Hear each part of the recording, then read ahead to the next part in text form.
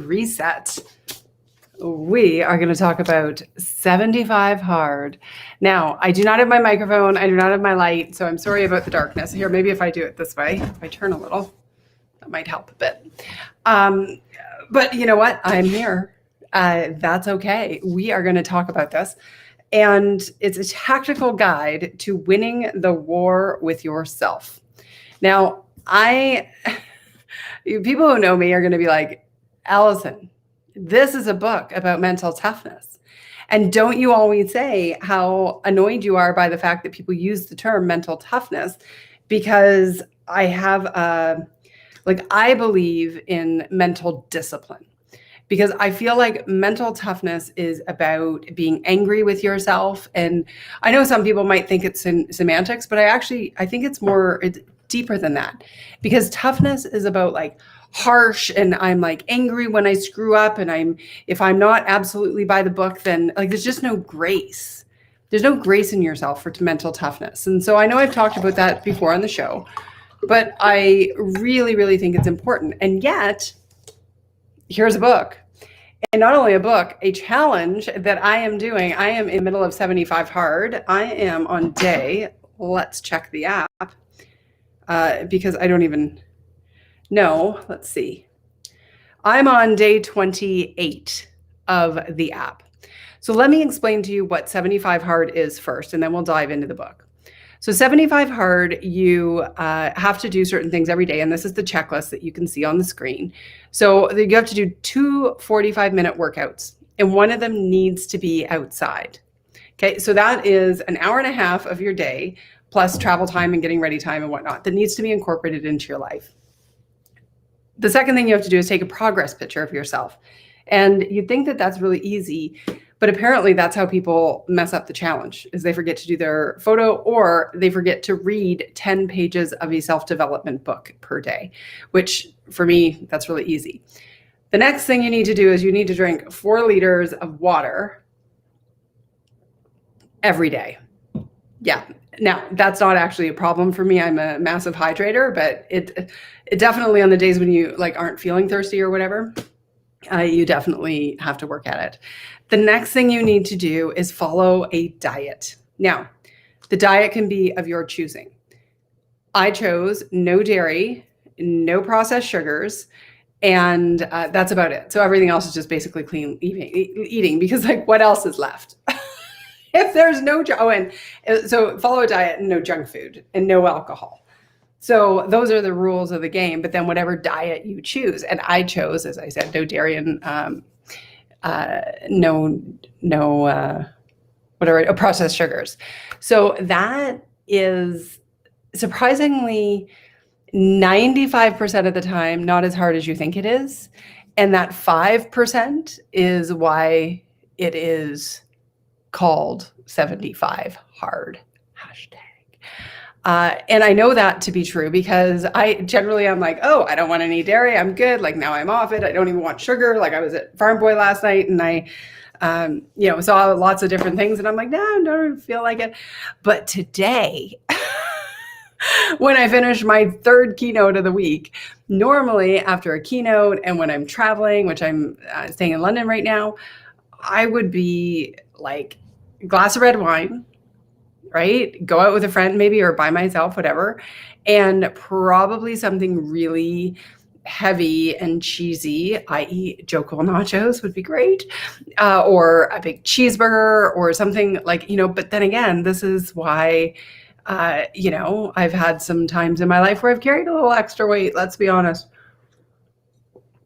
And so, having to step out of that habit. But the truth is my body doesn't need nachos. My mind wants nachos. And my body is following suit and craving the nachos, right? And so one of the things I've learned through this challenge is it's okay to want something and not actually eat it, right? Or do it. So I went to a movie the other night, went to see James Bond. I really wanted movie theater popcorn. Went in, I had what did I take with me? I think I took carrots. And about like 3/4 of the way through the movie, I'm like, oh, I forgot my carrots. Like, maybe it didn't matter. Anyway, so I ate them. and I didn't eat any popcorn, and it was totally fine, no big deal, right? But if some people wouldn't even know what I'm talking about, but for other people who find comfort in food, that this could be really difficult and quite challenging. So anyway, so that's 75 hard. You do it for 75 days straight. Here's the clincher.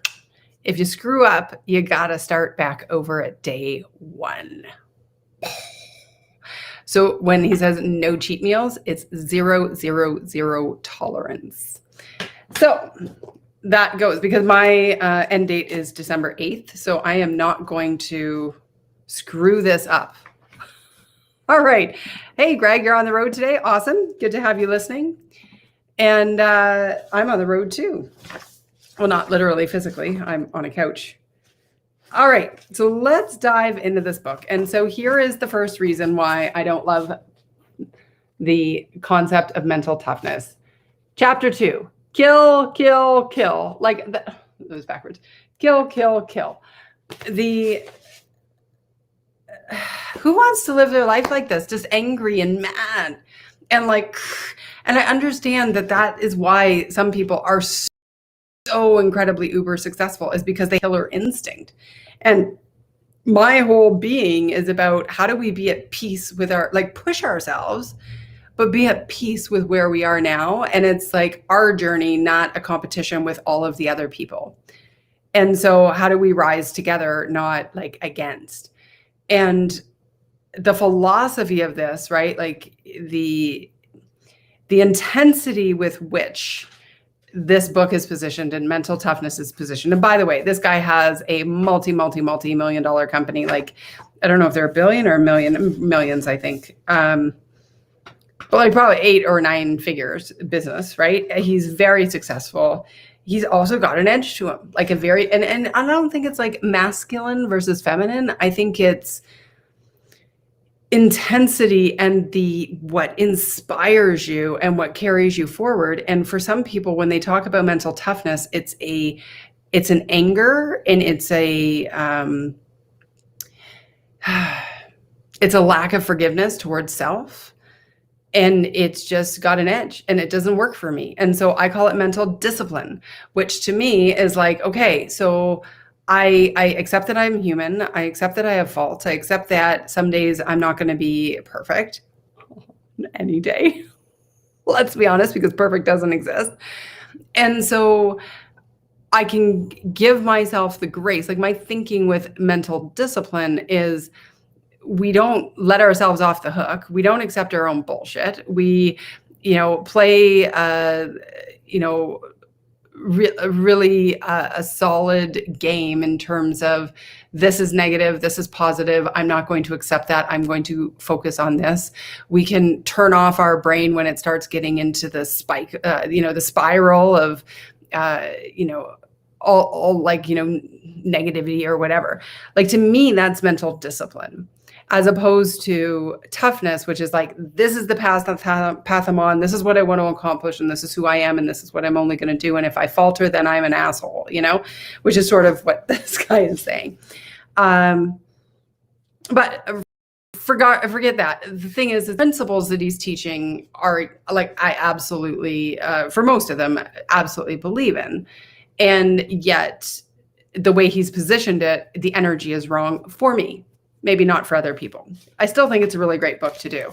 And doing the challenge, by the way, the reason I did the challenge is not because I want to lose weight. I don't think I'd actually make it through if that would have been the inspiration. What I wanted to do is I wanted to know that I had the mental discipline, or have the mental discipline, to not be controlled by things that I crave.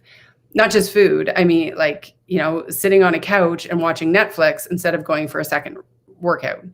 I wanted to feel a command over my body at a higher level, if that makes sense, to be disciplined in my actions, disciplined in my thoughts, and disciplined in my emotions. So this is it. It's all about me up in my game. And, also because I recognize, in order for me to be able to do 3 keynotes in a week and show up and be totally present and run the company and do all my marketing and the lifts up and all of that, I have to be at the top of my game physically. I already have enough problems in my physical sphere with my health that I'm behind the 8 ball to begin with, between my pain and sarcoidosis. And so I have to push harder in order to be able to serve at a level that I need to serve. And that's why I've chosen to do this. So if you're wondering, why am I doing a mental toughness challenge when I'm all about giving yourself a grace and, not pushing yourself when, well, I do believe you should push yourself. I just don't think you should push yourself because you think you're a jerk if you can't do something. Anyway. Okay. So let's go into some of this content. It's about how hard you can get hit and keep moving forward, how much you can take and keep moving forward. That's how winning is done. And that's about resilience, right? Like, okay, so this punch came at me, but I'm going to keep going. Or but see, my thing is, it's not just about keep going, like plowing through. It's like, okay, that punch came at me. Let me look at that punch. Anything I could do to avoid that punch later so it doesn't happen again? Okay, I could do that. Is there anything I did to instigate said punch? Maybe I could shift that, that compassionate curiosity that I talk about, and, and then process it. Oh my God, that punch really hurt me. Let me feel the feels so that I'm not taking the feels with me as I move forward, right? Like, so often I think that's what we do. So anyhow, to the point here in the book, that's why this is called Book Review Plus Insights from Allie G. All right. The real world deals in facts, not feelings. And what matters is action, execution, and results. The reality is history forgets whiners, but remembers winners. I agree with that. I mean, I don't have a lot of patience for people who whine about shit. Like, let's be honest. It's like, and you know what? I understand things go wrong, and let's have a conversation and let's problem solve it. And I'll even give you the time to vent in the early stages so that you can process the venting. But at the end of the day, action solves most problems, right? Like, with the right action, we can get, not most problems, but most obstacles we can get through. But, I noticed for myself a lot too, one of the things over the years, and this is why I love doing the lives, is because I had so many ideas and so many thoughts. Like, look, I've done, I don't know how many, 100 and some lives, 4 days a week for several months. Since I think we started in April, so somebody can do the math. But here's the thing. So think about those hours and hours and hours of just content that I just create. So now think about how my life was when I didn't have anybody to share all that content with. It was just here. But to this point, he's saying the action, I could have all the thoughts, all the feelings, all the thinking in the world and be like, oh, I really want to help people. And I really want to, give all these ideas to people. And, I can see how there are ways to do things better and people don't need to be so stressed. And I'd have all those things and I'd be sitting at home by myself, not doing it. And then I was like, you know what, screw it. I'm just going to start sharing it. And if people want to consume it, let them come consume it. And I hope to God it's going to, I think we're going to have a great big library and resource for people when they find me.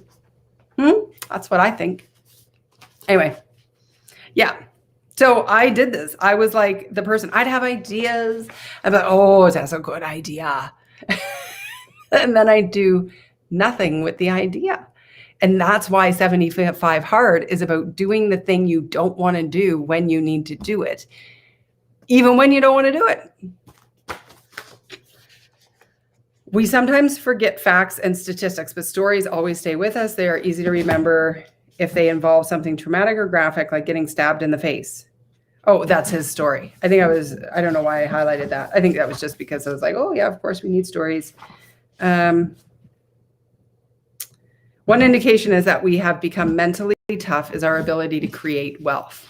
You know what? I think there are a lot of people who create wealth who aren't mentally tough, but I don't know. I don't know that to be yes or no. All right, let's go with these more highlights. To be successful at the highest level, which is where I want to aim for, and so do you, I'm sure, you have to do stuff you don't like. It's part of the formula.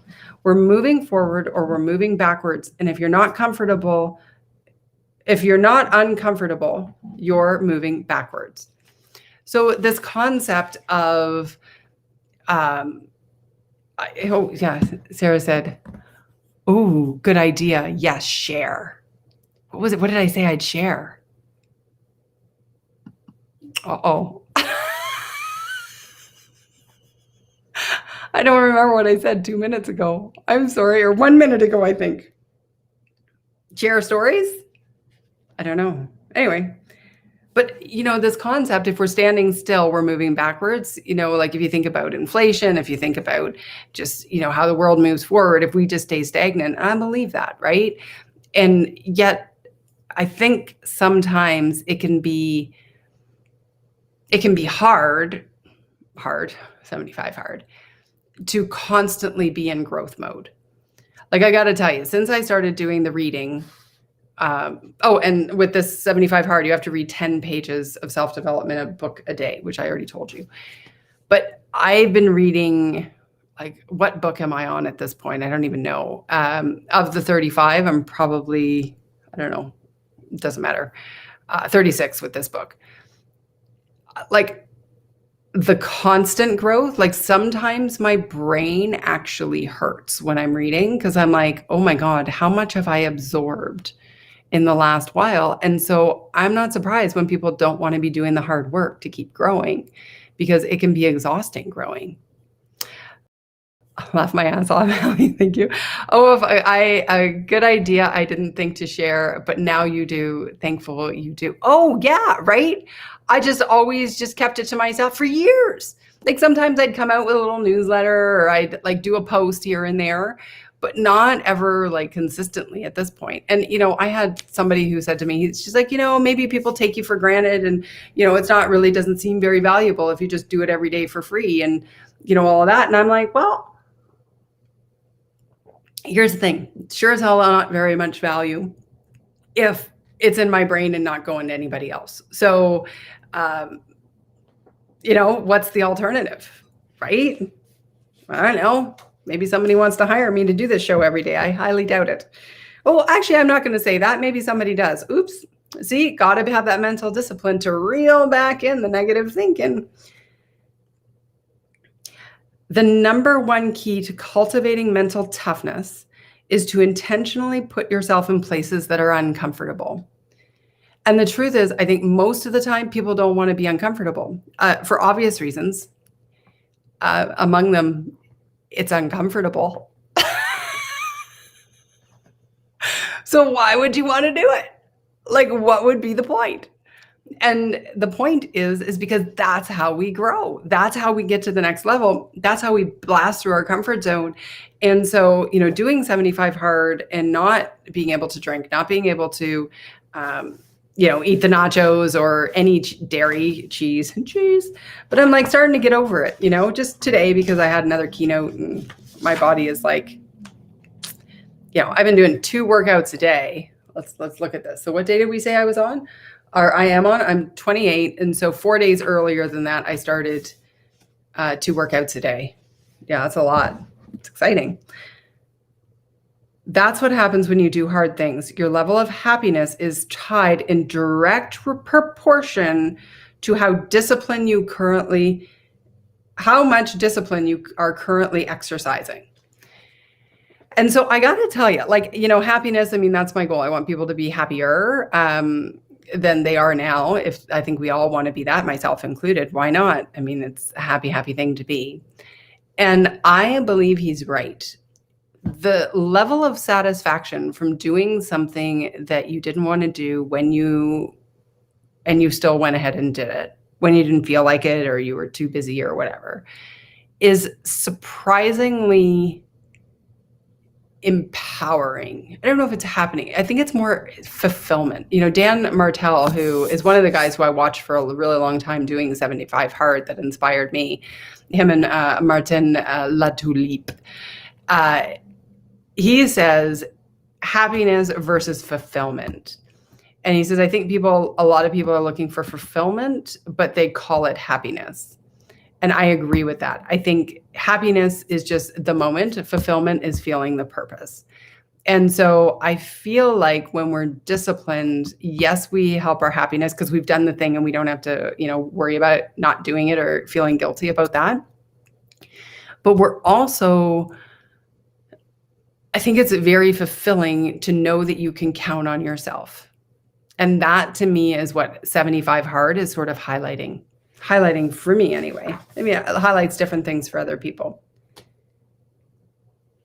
I guarantee that if you do everything you're supposed to do, you are going to experience a kind of happiness that is only experienced by an elite minority of people on the earth. The people who have paid the price to win the prize of mental toughness. And so I'm not 100% sure if that is true, but I feel like I'm pretty happy and pretty peaceful and feeling pretty fulfilled in my life. So, you know, again, I don't have the sense or desire to compare it to other people. What I want is everybody to feel that. Like, you know, this is the competition side that's just not part of me in the book. Okay. So a really important part of the book is the epic battle between the boss and the bitch. And these are the internal voices in our head. Now, in my book, I call what he calls the bitch the internal messenger of bullshit. It's a negative voice that... Okay, so let me just read what he says, the boss versus the bitches. So the boss voice is always positive, always pushing you forward, always challenging you to go hard for who you want to be and what you want to do. Oh, and you know what? Little sidebar. So one of the things here is that I think a lot of times mental toughness is about moving forward and getting better. And I'm concerned that it's missing the element of being joyful now, being okay with now. And so that's like another little differentiator in between our philosophies here.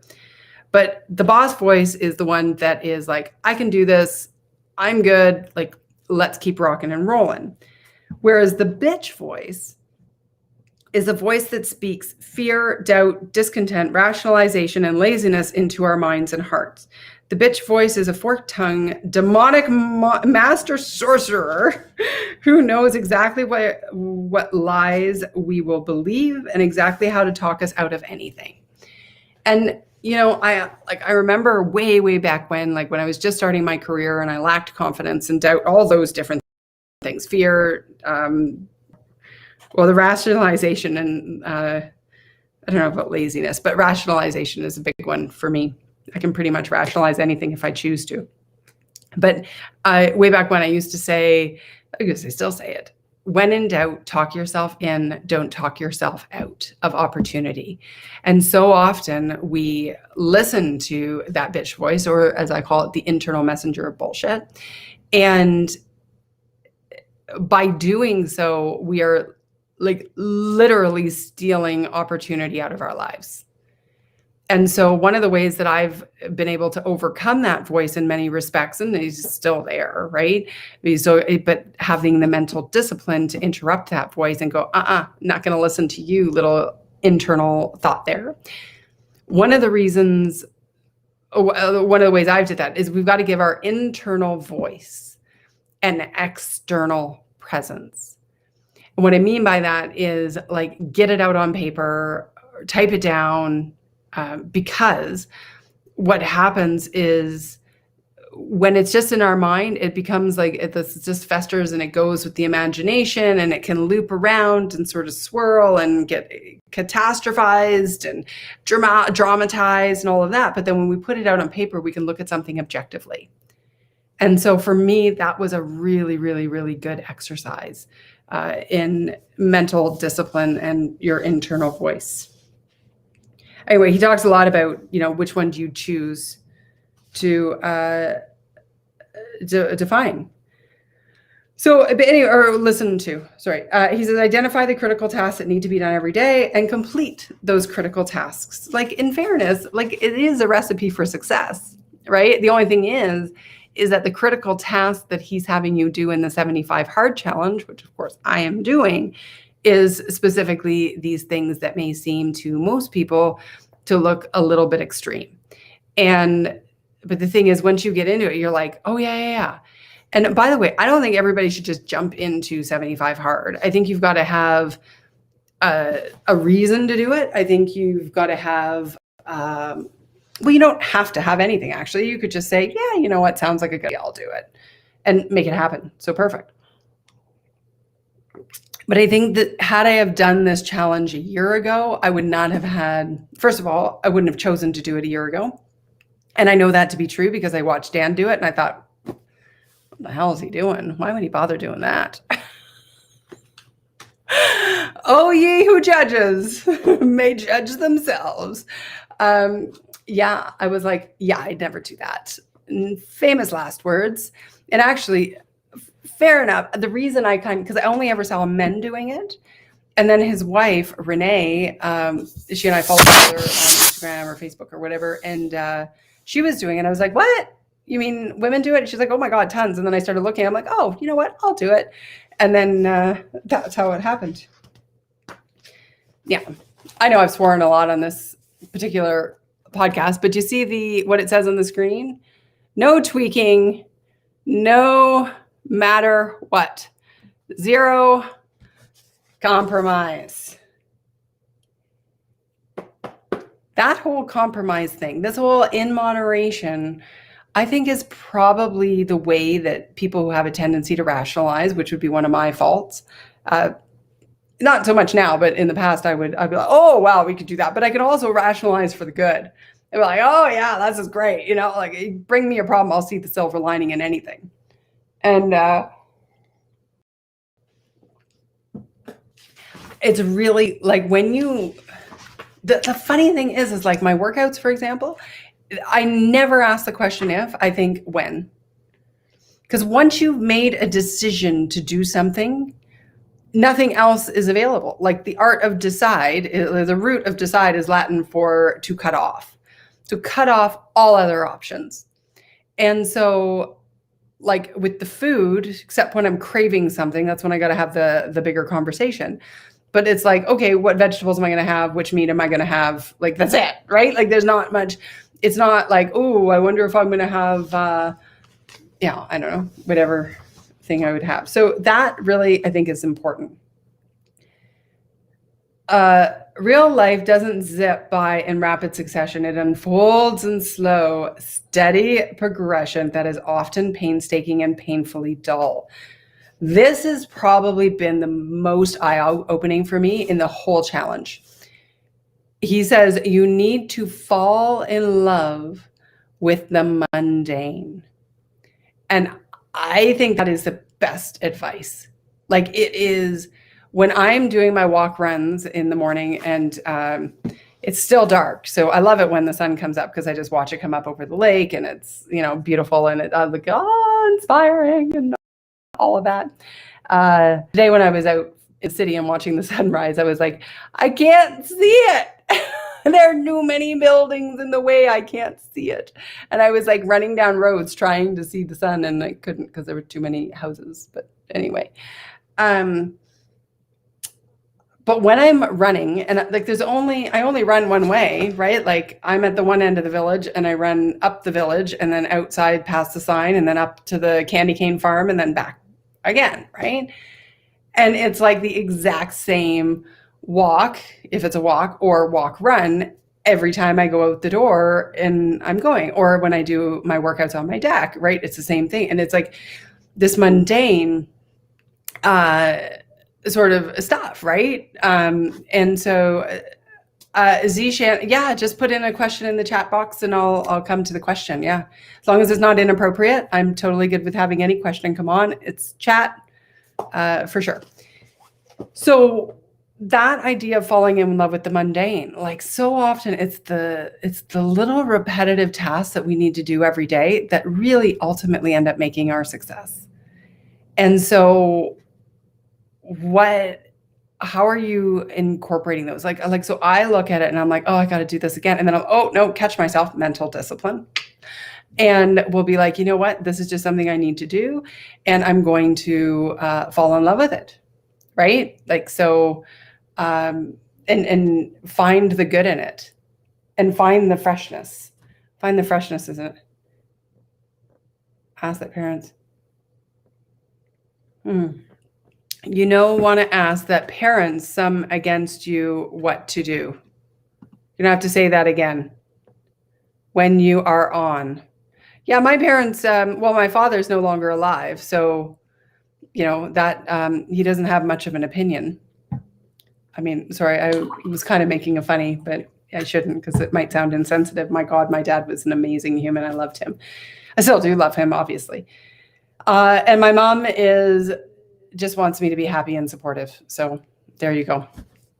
That's all I know. Anyway, I think we've gone on quite a bit, but I hope that gives you some ideas and information. He talks, like, the second half of the book is what to expect on each of the 10-day cycles within the 75. So that is probably not as relevant to anybody who isn't doing the 75 hard, but I do think that it's a way of thinking that is a really, really helpful if you're trying to grow and get up to that next level. So I think that's about it. Anyway, I'm super excited you were here. Thank you. And may you stress less, do more, and be happier. I will see you on Monday. Bye.